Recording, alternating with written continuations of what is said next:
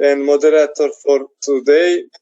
Just on the beginning, I want to thank all the organizers to this opportunity to be the part of this wonderful manifestation of this international online meeting, but international festival, and we are from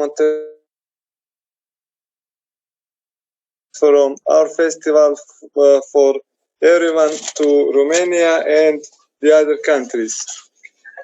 Today we're going to watch short film Isaac's Dream, little fantasy about big scientist Isaac Newton, a big topic, time travel, physics, and, if I may say, about dreams. Director of this film and scriptwriter is Anna Ostrovskaia from Russia. With her production is Cameron Brown, also script editor and director of photography, and editor of this film is Mariana Watts from United Kingdom. I'm going to share the link of this film in chat, and I like to going to watch with everyone this short film, and after that we're going to I hope you are ready, and after that we have questions from chat, just only in chat to put your questions. Thank you all, and we can now go to film.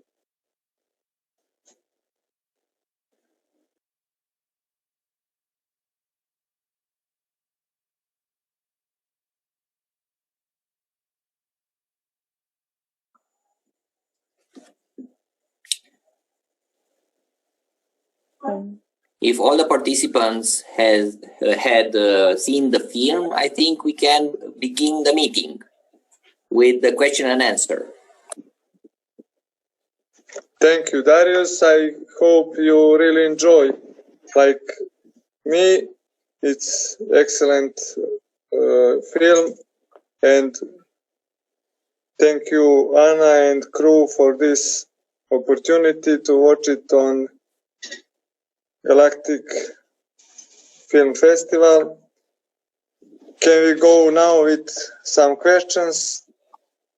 All the participants can send and write questions in chat, but we have one question for Anna, if you are ready. Yeah, I'm ready. Hello. Hello, привет. Привет. For the beginning, one of the questions is lonely girl, lonely student of physics in Cambridge meet, I can say, her idol, Isaac Newton. Do you have some idol in making this movie, this film? You mean, do I have an idol in general in like film media? Yes, in generally, but for this short version of the films, for short films especially. No, I don't have any idols because I don't believe in idols. But I would say that this film could be inspired by Doctor Who, I would say. Okay. But you don't believe in idol, but you believe in ghosts like this Jane, because at the beginning they're going to calling the ghosts. Yeah, but she doesn't really believe it. She does it despite her beliefs, I would say. And I think Jane believes in dreams. Okay. And that dreams can come true. So I would say that I'd rather believe in dreams than in idols, because I think idol is a very heavy thing. Yeah, in general. Like I say at the beginning, a film about the dreams. Is it about love in some kind of this film? I wouldn't say it's about love. I think it's about souls that find each other through time and through space, and people who feel lonely, and when they find this love for not necessarily for each other, but just the things that they have in common. Like I would say Jane and Isaac Newton were lonely people and are lonely people, and they loved physics, so they kind of found each other. Yeah. Okay. We have some questions from our participants. But before that, we can put in conversation the other crew members. With us is Mariana Watts. Did I say right? Yeah, that's right. Hi. Okay, hello to you also, Cameron Brown. Thank you for participating, and you have a cooperation at this film, like with different countries, different cities, and this was hard or not too hard for you to make this film? Yeah, I think it was. We all study in the same university, so like it's really. Oh, do you want me to open my video? Sure. Is that okay? Yeah. Yes. So yeah, like we all study in uni. I think it's like really good. Like loads of people from different countries. Like all the crew members were like from many places. And yeah, it's really good and learning different things from each person, I think. Yeah. Yeah. Also, hi Mariana. Hi. Okay, I'll switch my video too. Yeah. Can we hear your experience, Mariana? Yeah, it was a really good experience. I mostly worked like on the post-production part. I wasn't really involved with the filming, but yeah, it was really nice working with Anna and seeing Cameron's work, the cinematography and everything. So yeah, it was a really good experience. Thank you. We have some questions. I can read it now. From Daria. What was your favorite part of the project, and what was the biggest challenge for all team members? Maybe begin with Anna. Yeah. So what was my favorite part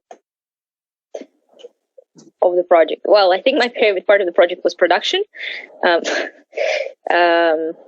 I mean, like the actual shoot, because the pre-production was obviously interesting because of the casting and everything. But I would say that the actual shooting days were my favorite part. And they were the biggest challenge as well, because you always get most unexpected things happen to you, and then you have to solve all of them. And then you're just trying to do your best, even though sometimes you can't, but you're still trying to. I mean, I think that's just in general my favorite part, because you have to fight a challenge, and then at the same time you have to still tell your story, the story that you imagined. Yeah, I'm done. Okay. What others can say about it?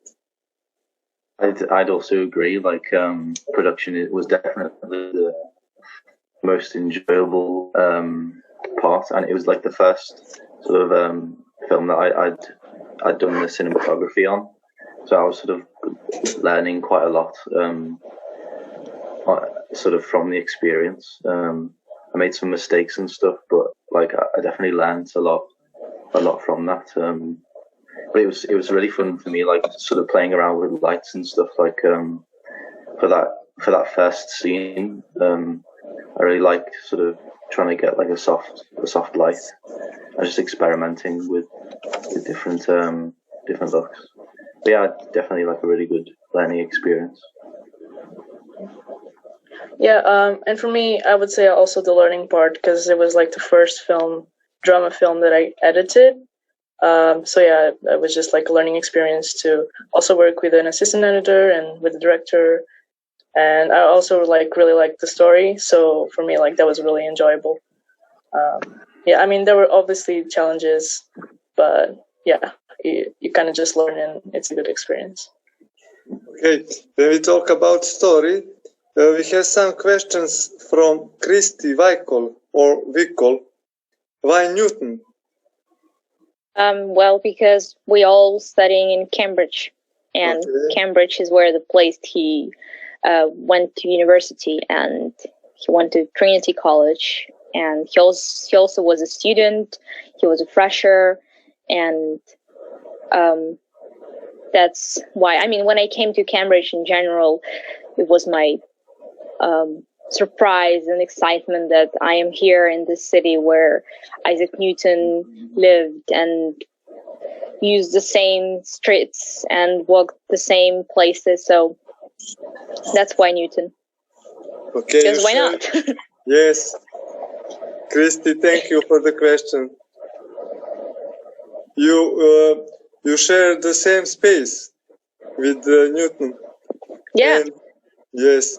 And in that space, it was hard to express 17th century and now time. Is it too hard to take it advantage in short movie, short film,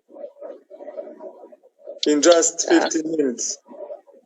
You mean, is it hard to show the future through the eyes of a person from 17th century? Past. Yes, yes. I guess it is hard, but then I would say that we didn't really choose the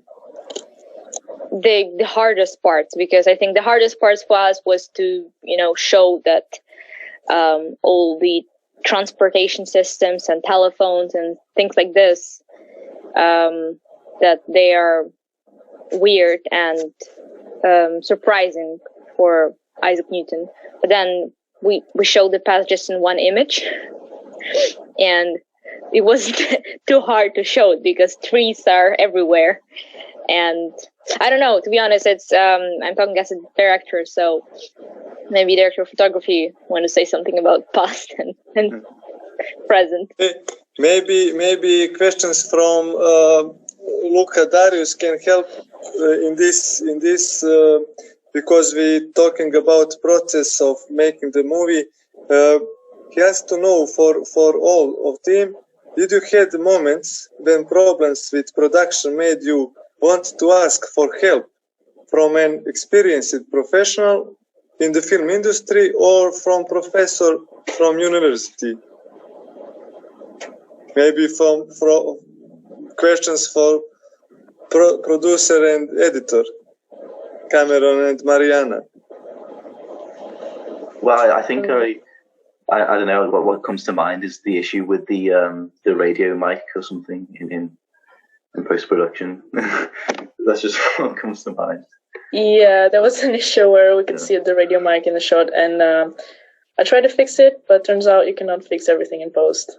So, yeah. Well, I think I have asked a few people from the industry about this problem, and then everyone said to me that it doesn't matter. So, yeah. Okay, but you are young, and I hope we will watch you in the next time, also on festival, but also in theater, in cinema. But because this festival is about fantasy, why are you attracted for the fantasy subjects, like topics like time travel, like ghosts, like something about fantasy or science fiction? I see the posters in Cameron behind your Star Wars. Star Wars, yeah. Yeah. You know, I really like sort of the fantasy genre. Like as a DOP, sort of because you can kind of like add another layer to realism. So you can like add different lights, different colors, and maybe make it sort of softer to make it kind of a bit more like fantasy. And I really like that, experimenting with that, because you can create like some sort of interesting things. So yeah, like I definitely really like sort of fantasy genre, I'd say. Okay. Anna, what about you? Where we talk about fantasy. Well, to be honest, I would say that when I was writing the story, I didn't really think that it has to be fantasy or science fiction or ghosts. I just wanted to write a story about Isaac Newton, and that's something that I want to do, just to write the story about him and about someone from the present and just about people, to be honest, in general, because I think all the stories, even though they're fantasy or science fictions, they're people at the end of the day. And yeah, they can travel, they can time travel, or they can fly, or they can do things like this, but they're still, at some point, they're still human beings. At some point, they're not human beings, but they still have the same problems. So I haven't really thought about this film straight away as like, it wasn't like I sat there and I was like, okay, I want a sci-fi film. That wasn't like it. So.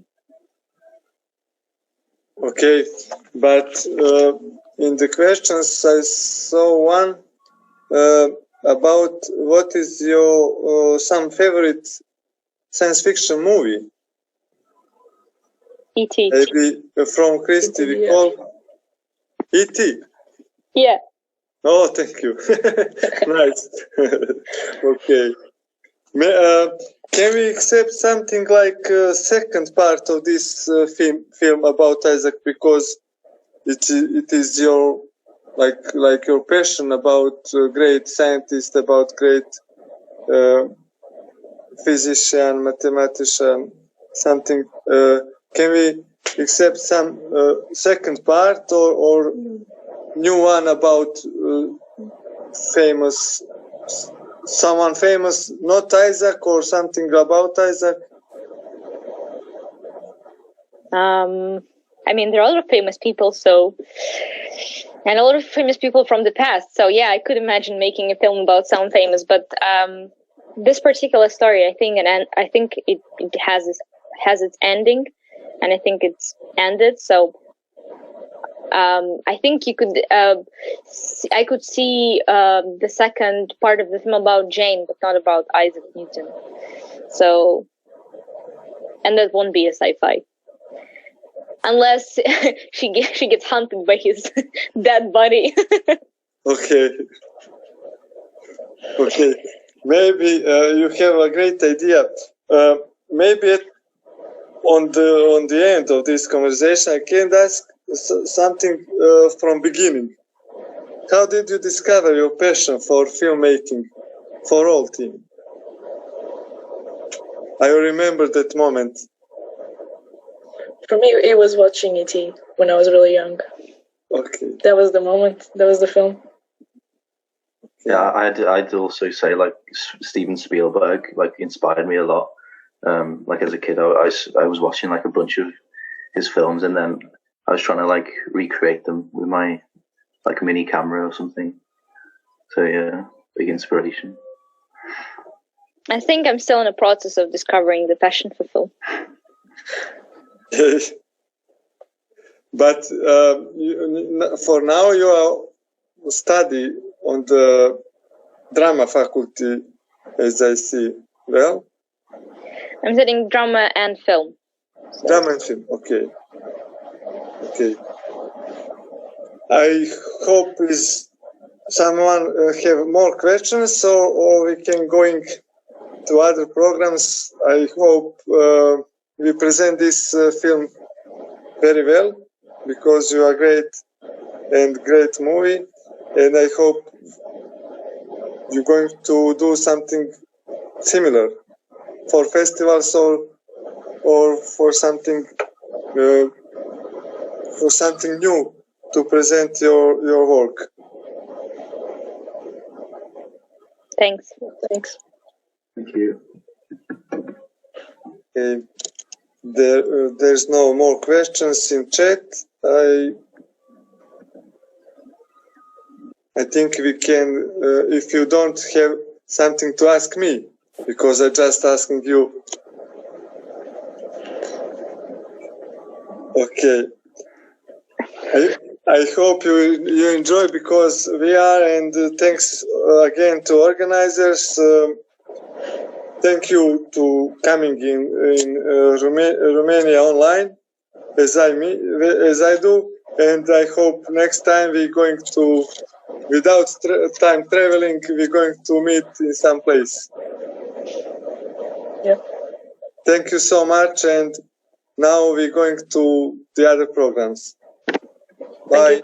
Bye. Bye.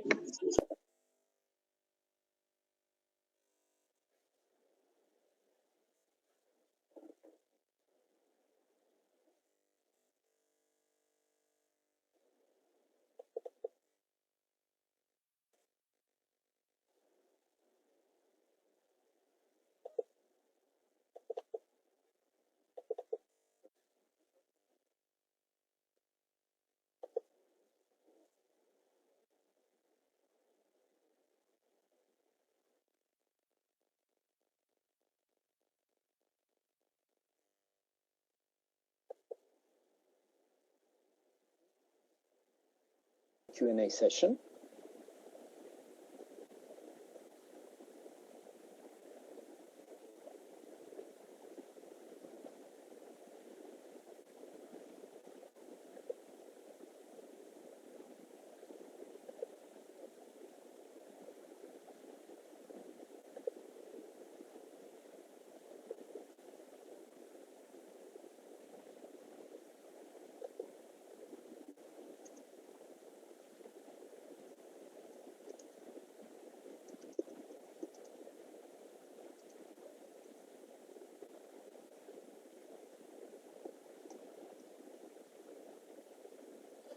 Okay.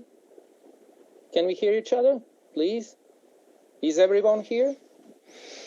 Hi there. Hi, James here. Hello, hello. Okay. Hi. We can also, hello. Hi. I need to just send Colin's apologies too. He's unfortunately he's not able to join us due to family commitments. But hopefully I can answer any questions you have about the film. Okay, no problem. So I have some 2 or 3 warm-up questions, and in the meanwhile, I ask the public to enter their questions in the chat, so we may read the questions after that. So my first, please let me introduce you. Here we are, James Uren. He's he's a co-director and I think producer of the movie. It's very interesting. My first question would be about the format. Why did you choose to mix the documentary with feature elements? Sure, yeah. So yeah, I'm Colin and I worked together on the film. He actually was sort of director producer and I was director editor effectively. So I did a lot of the editing and he did sort of the production side. Yeah, so in terms of the decision, this is actually the 4th film in a series of documentary films, which were funded in part by Cambridge University and in part by sort of related industry players. The idea was that we would publish a series of short films about artificial intelligence, and we worked on them for a period of around about 4 or 5 years, and this is the last film in the series.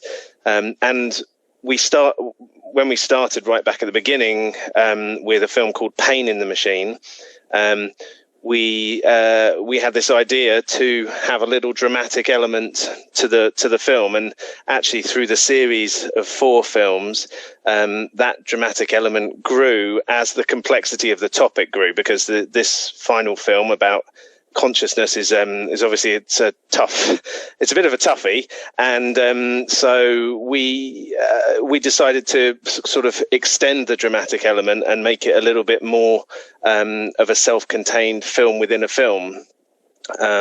We also decided to kind of connect them a little bit more than we had with the previous film. So she's actually the AI character, the little girl in the film there is actually watching one of the interviews on her screen in her cell. So so it's kind of been a theme for all of the films. And if you enjoyed this one, I encourage you to watch the others too. They're all on the YouTube channel, the Cambridge University YouTube channel, or you can find them through the production company's website, which is called Dragonlight Films.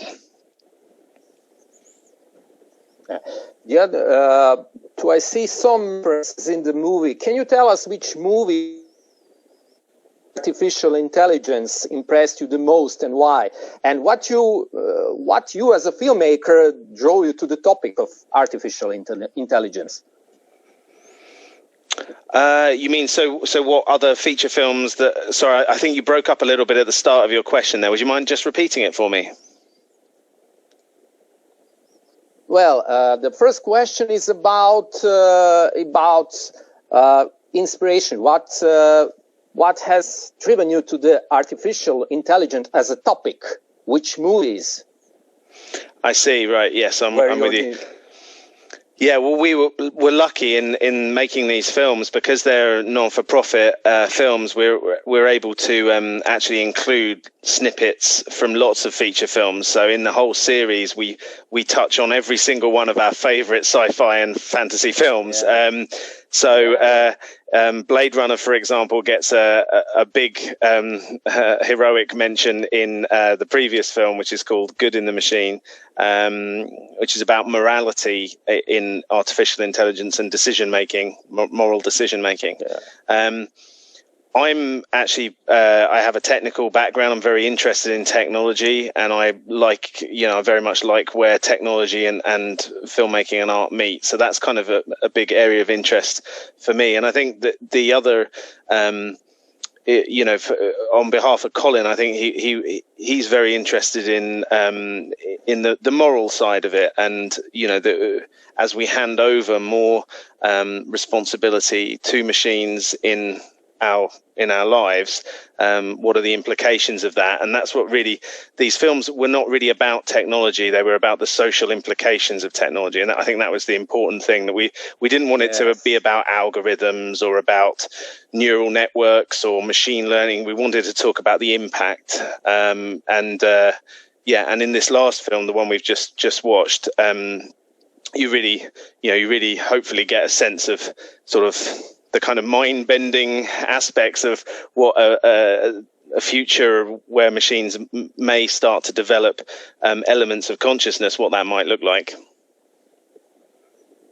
Yes, because I also, my favorite movies are about artificial intelligence. So I see, this moral side of the topic is Blade Runner 2049, the Terminator trilogy sequels, Matrix trilogy, 2001 Alien, Prometheus, and the last one, Alien Covenant, which is not that good, but the David as a narcissistic android who plays God is a tremendous part of the movie. Is the tremendous part. So, do you think the existence of artificial intelligence with consciousness superior to humans can lead to harmful, to cause humans or create this downfall?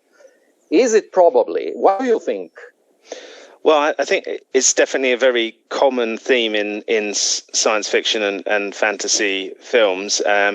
and there's definitely a bias towards an apocalyptic outcome should machines take on more and more intelligence.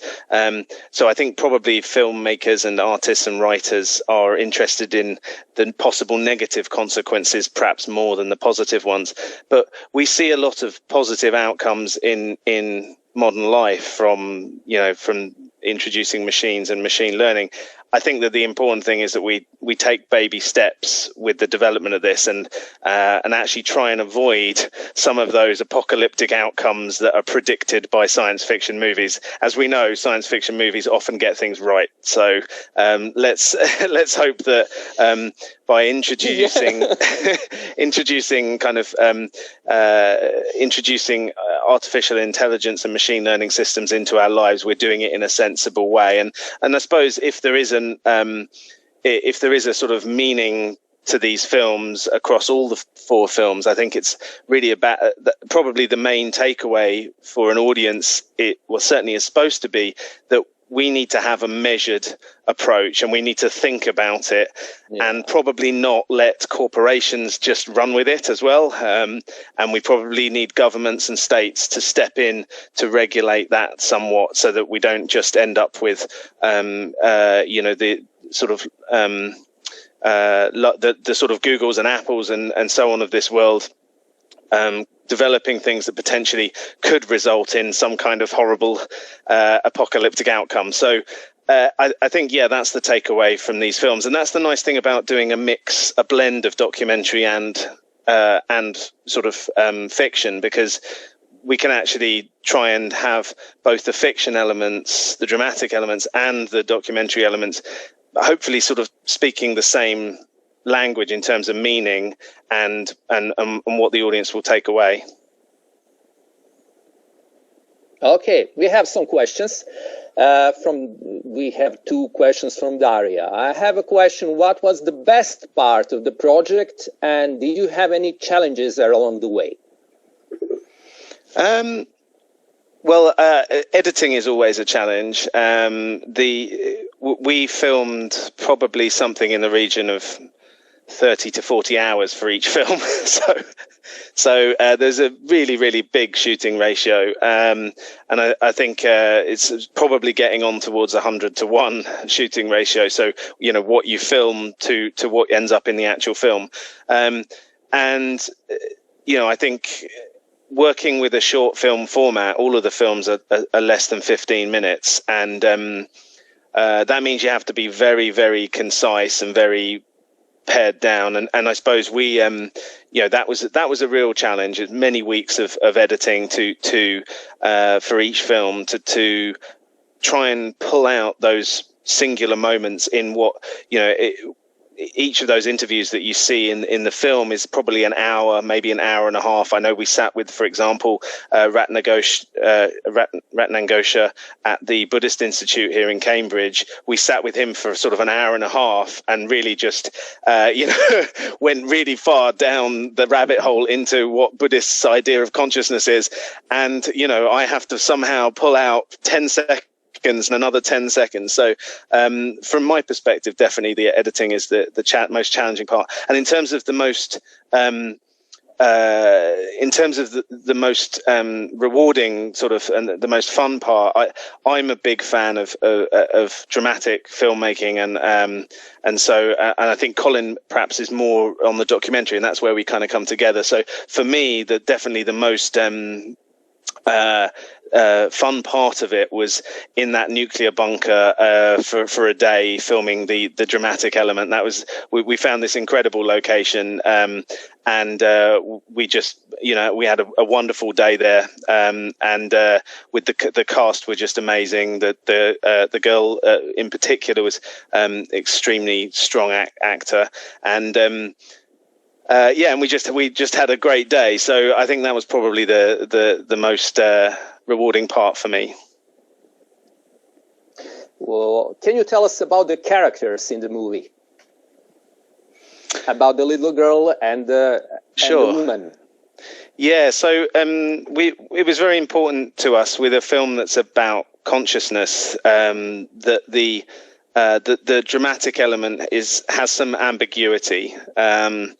There's some similarities perhaps with Ex Machina, which is a really nice film that also pictures a sort of enslaved robot or intelligence, and pits her up against the main character in the film, who is supposed to figure out whether or not she is human, or as human as she can be. And I suppose that was the sort of, obviously a clear influencer to our short film here. But we wanted, like that film, to end up in an ambiguous way, so it's not clear really whether the lady character in the film, who is actually a soldier, she's a general. We sort of realize at the end that she's actually the supervisor of the whole thing. So we're supposed to think at the beginning that she's kind of a psychiatrist, a bit like, in Silence of the Lambs, but we realize at the end that she's actually, a general or colonel or whatever. And she's there to make the decision on whether this artificial intelligent child that's taking the form of a child anyway in their cell is actually a danger to society. So that's the principle of the film, and we wanted to leave it very much up to the audience to decide whether she was right or wrong to lock it down.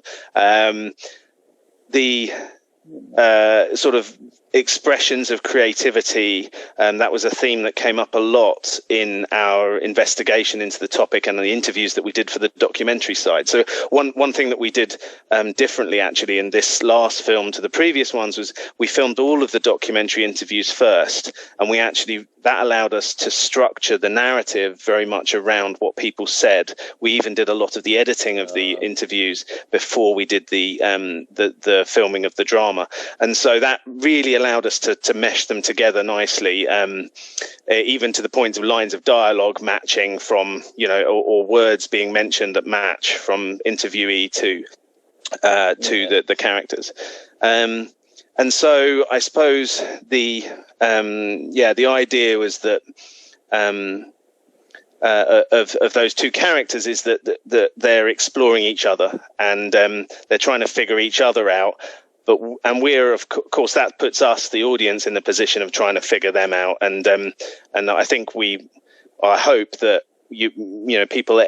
I've certainly spoken to people who have had very different ideas about the ending of the film and whether the Colonel character was right to lock the intelligence down or not, and whether certainly the whole crushing of the chip, it seems like quite a malicious act. So it's supposed to be quite up for grabs really at the end. And this chip is like out of the conspiracy theories, today, using this chip, everyone, even humans use this chip, and they're talking to artificial intelligence who can become more powerful with another chip in the head. So that's right. The chip is kind of the mobile phone, really, isn't it, of the system, but with the direct connection. And that was another topic that came up quite a lot in our interviews about the cyborg style integration between machines and humans. Yeah. And do you have any plans for future film projects, whether sci-fi or of other nature? Yeah, we do. We have. I have a film in development at the moment, which is. I think it's definitely got the best title that I've come up with. The title is Werewolf Prison Break. So I'm very pleased with the title, and we have a script for that, and that's not got any documentary element. That's pure drama, fantasy, sci-fi. Colin has a couple of documentary projects in the pipeline as well, and I'm actually working on an animation at the moment as well. That's a short 2-minute animation. So we have a few things. We always have a few things juggling, and Colin runs Dragonlight Films and funds his filmmaking through making corporate films. So he does a lot of filmmaking for businesses and for websites and all that kind of stuff in order to fund or help fund creative projects.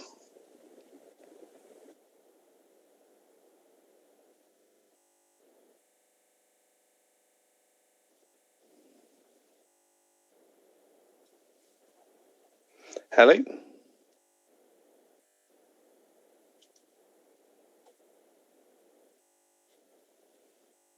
think I've lost my connection, or is there anybody else? Alexandru, are you there? Can you hear me? Yes, James, I can hear you very well. Okay, so I think maybe Jovan's lost his connection. Yes, I think Moderator lost connection. I'm not receiving any sound or video input from him.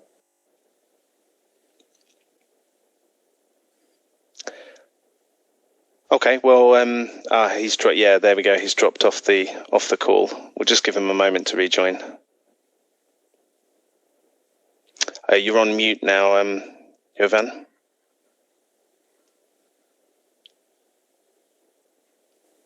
Moderator, your microphone is muted. Please unmute. Okay, everything all right now? Can you hear me? Yes, we can hear you. Thanks. So, artificial intelligence in my flat rebelled against me, so it's emergency. Emergency! I had to ask you some very serious question, but I was prevented. And what I really wanted to ask you about the rise of intelligent machines. I mean, the next movie I saw in your biography and James' biography is called Rise of the Thinking Rise Machines. Of the machines, but yeah, right. Machines, I think. Yeah, Rise of the Thinking Machines. Yeah, that's a documentary project that we've had in the pipeline for some time, and we're still seeking funding to get that made. So, like a lot of, I'm sure there's a lot of filmmakers on the call here, and finding funding is the not so fun part of filmmaking, especially independent film. We were lucky with these films that that the funding came through a mixture of academic research, and a lot of the people that we interviewed were academics working in this area, and also from various kind of institutes that wanted to, and corporations. Actually, we had some of the films were funded by some local companies. But we haven't managed to secure funding yet for Rise of the Thinking Machines. But the idea is that would be a longer version of these 4 short films, and we would use some of the material that we created during these films to turn it into a feature. Yeah. So there's to be luckily a feature movie, movies, because after 4 shorts there should be a long feature movie. Well, we definitely have the material for it. Hi, It's okay. We definitely have the material for it.